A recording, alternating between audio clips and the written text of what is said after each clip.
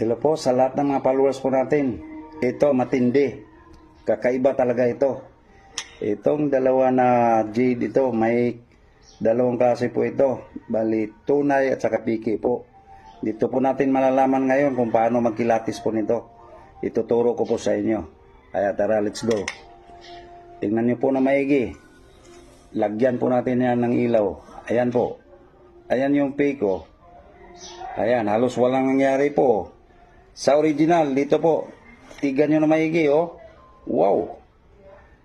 Kaya ang tingkad ng kulay talaga ng mga original na jade.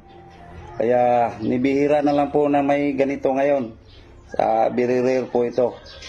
Kaya nasa mga collector po yan, mga klaseng mga ganitong bato. Kaya tingnan nyo yung piki po, oh. Wala talagang nangyari, oh. Kaya sana nag-enjoy kayo at may natutunan kayo.